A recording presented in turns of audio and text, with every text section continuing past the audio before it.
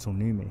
I was proudly considered one of the cooler employees. I let them break the rules. I brought them snacks upstairs and even told them scary stories.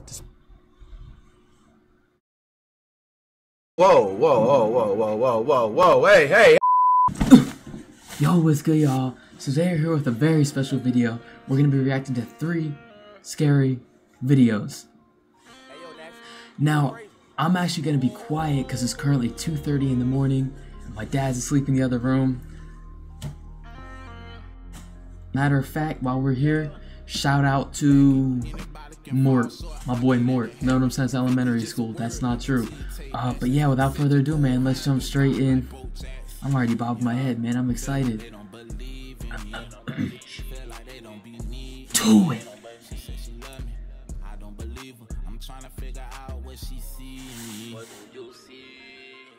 Alright, y'all, this video is perfect. This video is called True Quarantine Horror Story. The quarantine is the horror story. I'll stop. Let's just get straight into it, I guess. I'm sorry. I'll stop.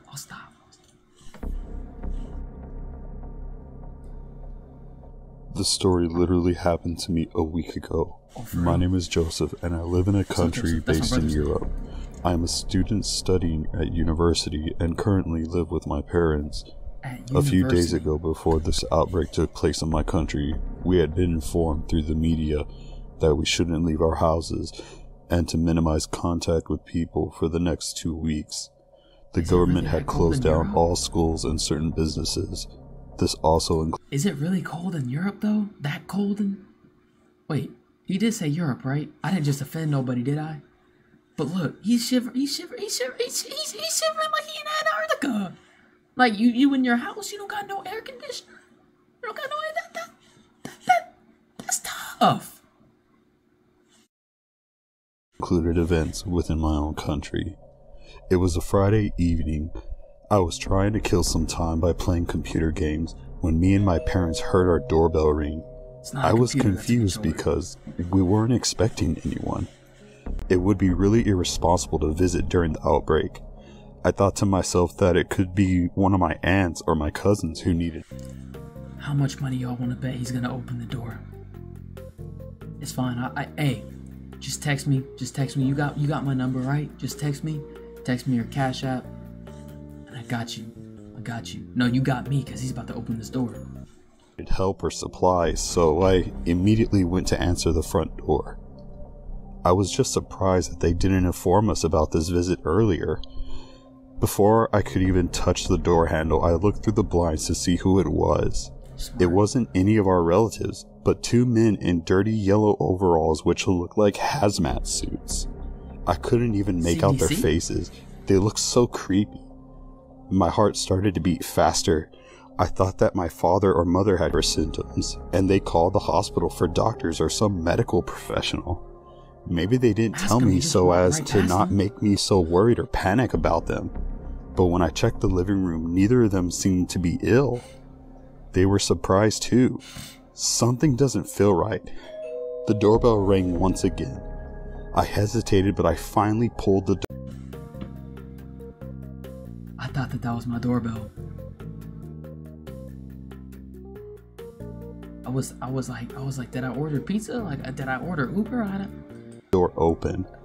Postmates? The men introduced themselves as a disinfection team sent by the city council. They told us that every house in the area would be disinfected and we will need to leave for an hour. They even showed us papers that seemed legit. We had many doubts, but they convinced us.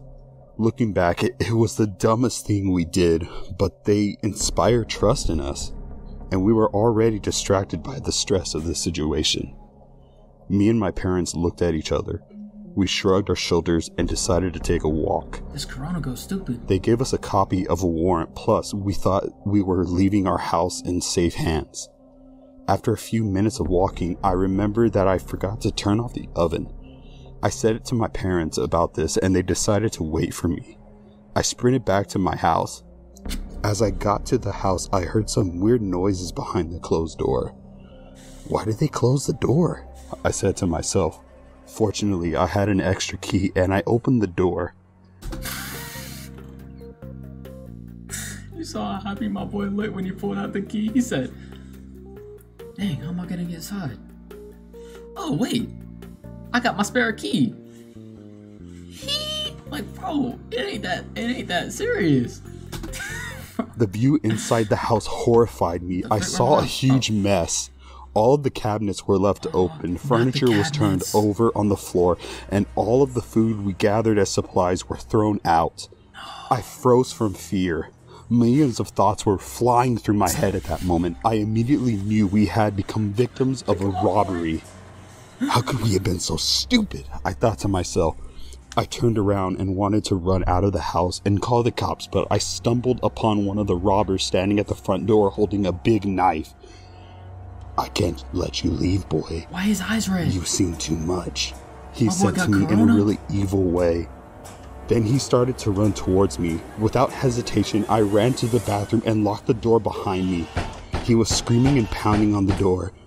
If you open the door, I won't hurt you. I promise, he said. Of course, I didn't believe him and hid inside the bathtub. He started to stab the wooden door. I was so scared I couldn't even blink. My heart was pounding so hard. It felt as if I was trying to escape my chest. I started to pray because I thought that was literally the last moments of my life. Tears started to stream down my face. I cried more than I had ever cried in my entire life. Finally, the pounding on the door stopped. He was gone. I heard police sirens and I opened the door. My parents ran up to me and hugged me. Aww. I felt like the luckiest person alive. I was so happy. They told me that after a while of waiting, they eventually decided to walk back to the house. Then my father saw a robber in the door with a knife. He hid behind the trees and called the police. Smart. The police told us that they were searching for these men for 2 weeks. They had already robbed 10 houses. Too bad everybody's teeth look like sweet tarts. Except for mine. In the nearby cities, and used the situation as a way to gain trust in people and to access their properties. The papers they found on them were also fake. I hope they will rot in prison now. Let this be a warning. I hope you guys won't fall for this kind of scam. Alright, y'all. Y'all already know what's going on.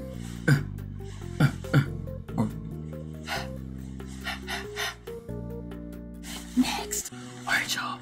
So this next one's called, if she asks you this one question, always answer no. But we about to say yes to this play button. I'll stop. This video is made by 1C Entertainment. Shout out to 1C Entertainment. I ain't trying to get, you know what I'm saying? Without further ado, let's just jump straight into it, y'all. Ah! What a pleasant way to begin my 3 AM shift at Mercy Hospital. The first thing I did as I sat down was cut my finger. It was a paper cut. And despite working at one of the largest hospitals in the state, I couldn't find a single band-aid laying around. I sucked on my index finger like a vampire while I scrambled my desk for that band-aid. I found one. Purple. I'm a hospital receptionist, and all that means is I greet visitors, make appointments, and look nice. Well, as nice as a 30-year-old man who hasn't slept in hours can look. That night, as we call it, it was just me and a few nurses on the floor.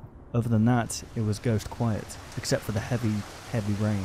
I sat back on the cheap recliner chair all receptionists get the honour of using. While adjusting my band-aid, I listened to the television mounted on the corner of the ceiling as it broadcasted a seemingly important message. Authorities say the woman was Important enough not to have subtitles?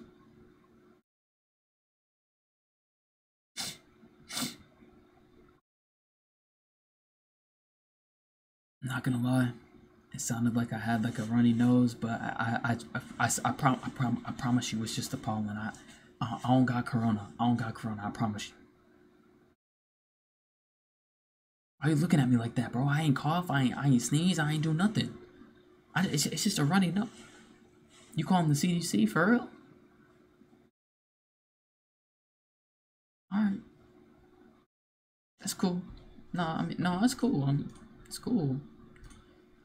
was last seen on Cedar Avenue. I looked up to see if the television was showing any images of this strange woman. None.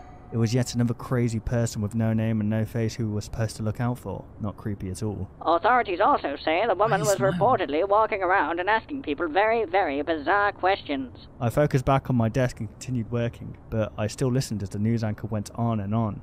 She continued. The following statement was issued by an unidentified government official. Listen carefully, folks. Whatever she asks you, answer no. Do not, under any circumstances, answer yes. Officials won't comment further as to why, citing security clearance. Please are asking that you... Alright, so I already won like $150 at least from that other dude saying that he wasn't going to answer the door. So, I mean, y'all trying to send me the cash app for him trying to say yes? Because I know he going to say yes. No. He ain't going to say no. You see his skin tone? He's white. In every single horror situation, they always make the wrong decision. Don't get it twisted though, because if I'm in a horror situation, I'm out of there. I'm out of there quicker than Jack Frost. What? What does Jack Frost have to do with anything, Danny? Why y'all looking at me like that? I know it was a stupid statement, but y'all have to look at me like that, guy. Alright. Immediately call 911 if you deem anyone suspicious. I thought that part of the coverage was quite odd, but I wasn't sure anything could scare me anymore. Working here at the hospital, I thought I had seen it all. At the flash of the ruby red ambulance lights, I've seen people come in with severed arms, legs, fingers, people who somehow managed to scoop out their eyes, failed suicide attempts, and much, much more. You get used to it. My head was practically sunk into my desk as I filled out paperwork. That's when I heard something very subtle, initially. I heard it coming from the front doors, the entrance. The automatic doors opened and closed, slamming against each other, and sounding an obnoxiously loud thud each time. The very dim lighting I had surrounding my desk flickered incessantly. Hello?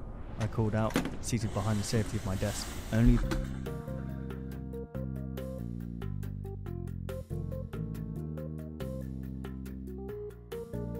Hello?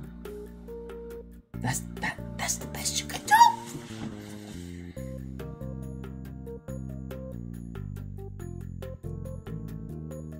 The whistling wind responded. Hello? I called out again. I felt obligated to check if someone was there, especially since it might have been someone who was injured and needed our attention. I reluctantly picked myself up from my chair and walked over to inspect. I nearly slipped and cracked my head open as the entrance floor was almost flooded from the rain. I noticed footsteps, wet shoe marks that seemed to come inside the hospital and then back out.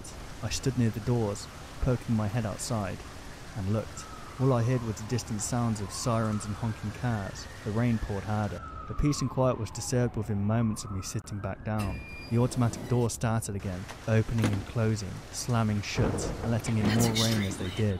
But this time, I heard gentle footsteps make their way towards me, tapping closer and closer. Someone slowly emerged from the darkness between the entrance and front desk. A woman with drenched black hair approached, wearing a dark brown raincoat and a pair of boots that were too large for her toothpick legs. Her face was inundated with wrinkles and wet makeup.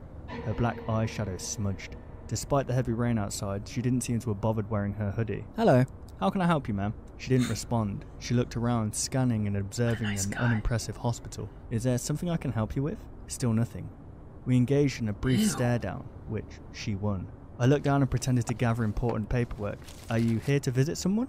Then finally, she responded, without talking. She simply nodded and then took a few steps forward, her hands hanging down her side.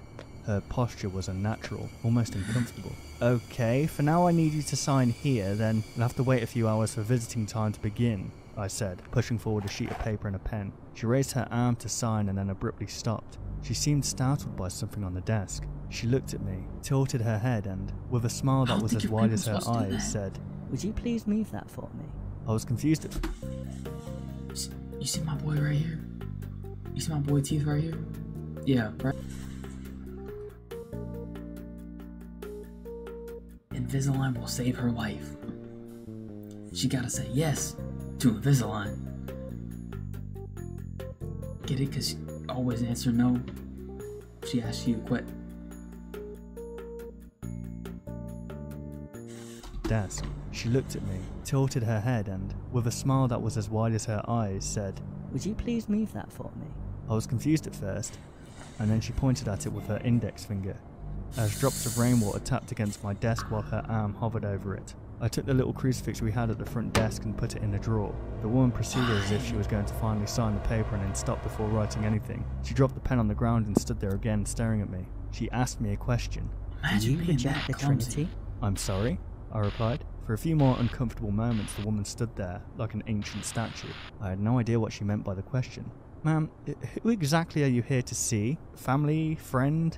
What's your relationship with the patient? Before I could finish talking midway through my question, the woman turned around and walked out the door, still smiling and her eyes as wide as I'd ever seen on a person. I went back to work and tried to move on, but her creepy mannerisms were trapped in my mind throughout the night. At around 4 AM I spotted one of the children in our hospital walking down the hall. Nina, is that you? I called out. All the kids in the hospital knew me. I was proudly considered one of the cooler employees. I let them break the rules. I brought them snacks upstairs and even told them scary stories.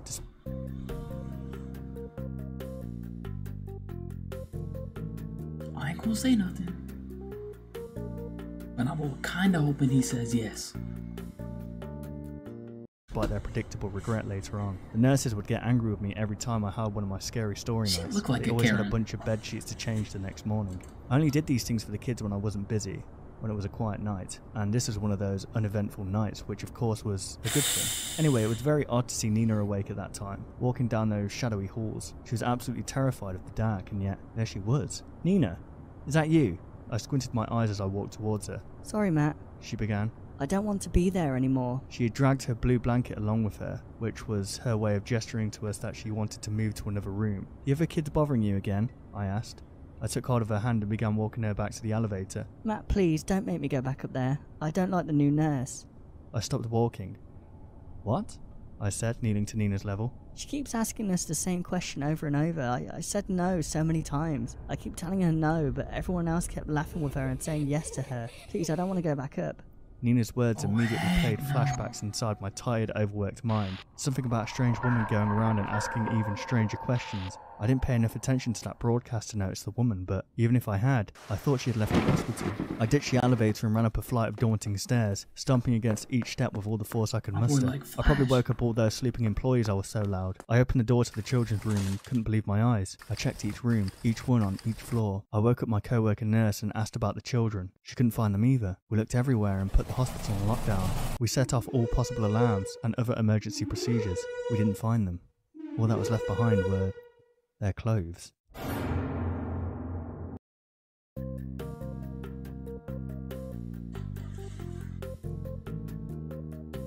So you tell... Oh shoot, what's up? What's up, Corey? That's awkward. So you telling me that I thought he might have been the creep, but really it was the monster?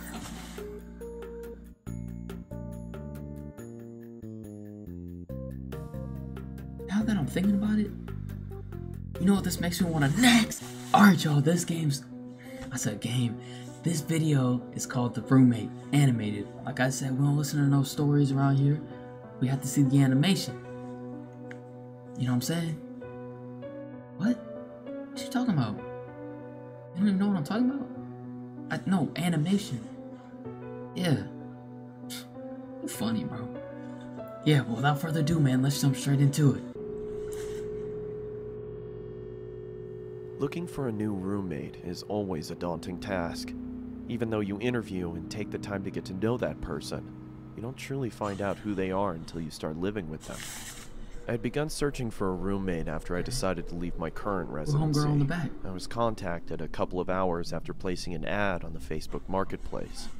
The message read, Hey Chris, I'll be moving out of my current apartment this August, and I'm looking to room with someone new, as my roommates are moving to California this year.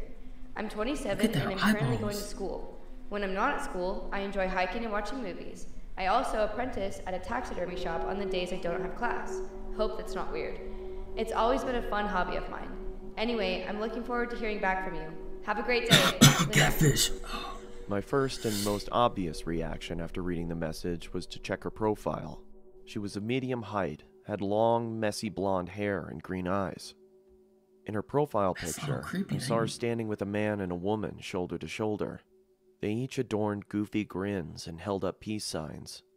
Under the photo, the caption read, "Love my roommates." I smiled to myself and decided to send her a message back. The sun beat down on us as we hoisted very excited to send her a message. Who is that? And why does she look like she finna take the lead? I don't know, someone might have to call someone. The sun beat down on us as we hoisted various objects to the second floor of our new apartment. It took us a couple days to get everything out of the moving trucks and into our new place, but as soon as we did, a wave of relief washed over our sweat-drenched and sore bodies. After a couple more hours of rearranging, we each grabbed a beer from the fridge and sat on the porch. We reminisced about old 90s cartoons and what video games we obsessed over as kids. And as the sun started to set, I truly felt relaxed and confident that things were going to work out.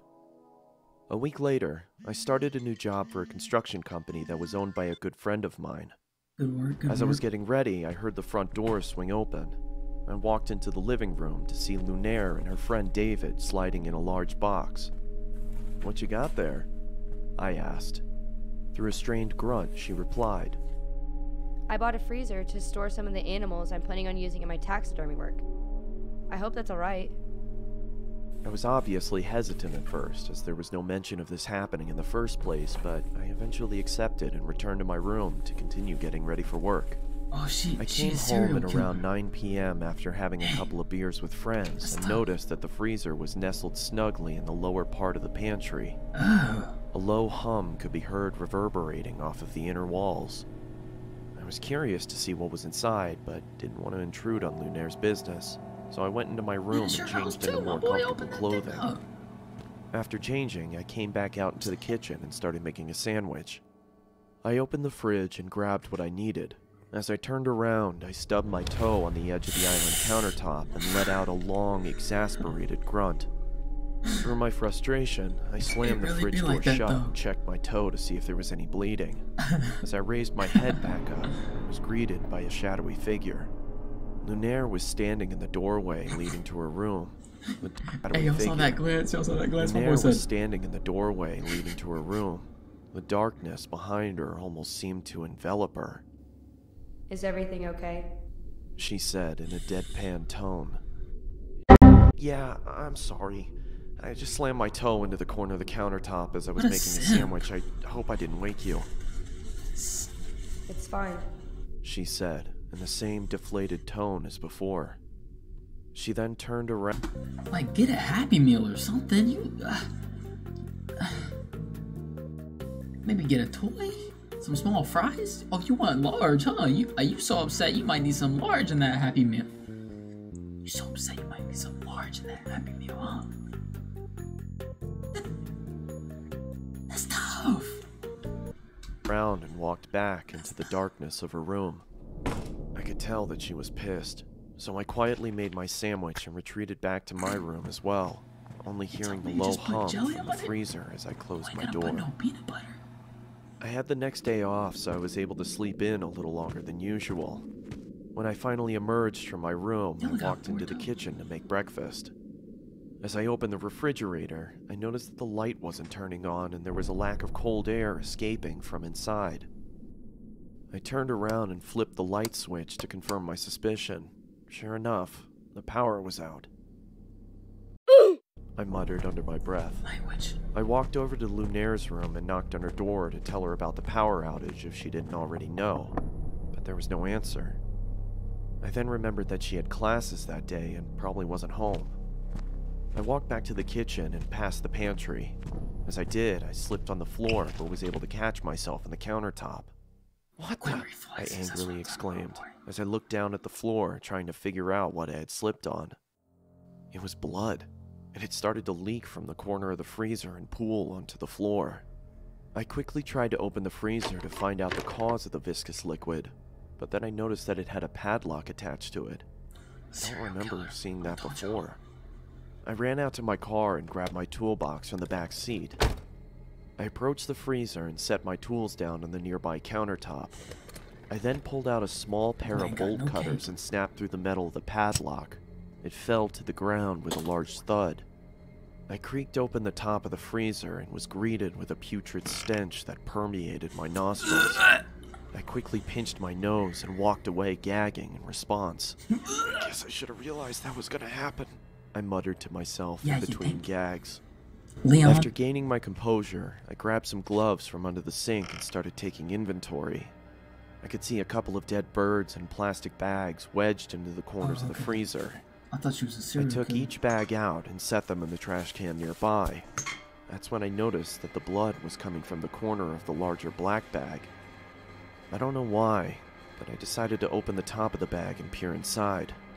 I was greeted by large, milky white eyes, a swollen black tongue surrounded by cracked and bloated lips.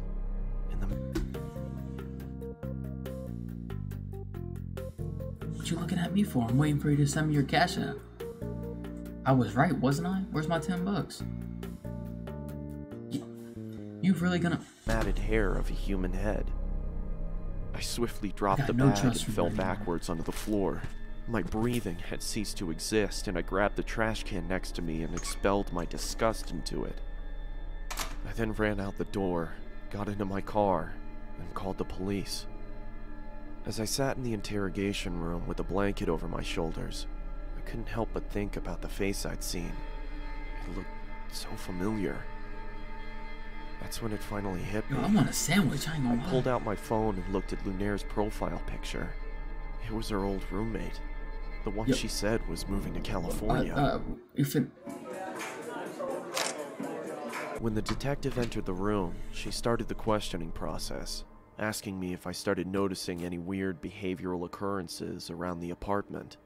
Yeah, I stubbed my toe the other day and she creepily stood in the doorway. It seemed like she was pissed, but for some reason I had a strange feeling like she was concerned about something. That's when I connected the dots. She didn't come out into the kitchen because she heard me stub my toe. She came out into the kitchen because she thought I slammed the freezer instead of the fridge. A cold sweat started to form on my forehead as my surroundings became blurred. I could hear a low whine slowly starting to cover up the words of concern from the detective. As my vision started to clear, I could see another officer enter the room and whisper something into her ear as he handed her a piece of paper. "Do you have somewhere you could stay at?" she asked. I mean, I was planning on staying with my parents. They live about 30 minutes outside of town. Smart. Okay, she paused. Listen, I don't want to worry you, but we found this picture inside of your apartment. She slid the piece of paper across the table, and I immediately felt like someone kicked... What y'all think it is? My guess is it's probably... One eternity later. A picture of him sleeping. Nope. I don't know. Let's see. Me in the chest. The head of Lunaire's other roommate sat on the chair. In the background, scrawled on the wall in blood, read, "Love my roommates. All of them." That's Fortnite. If you don't get off my screen. Oh, that's the end. Well, shout out to Kristen Johnson. And Christian Johnson. Johnston. Oh, shoot. Llama Arts. That was awesome. Kristen Johnson, Llama Arts. That was awesome. Well, alright, y'all. That's going to do it for this video. I hope you guys enjoyed. It was something a little different. I liked recording it.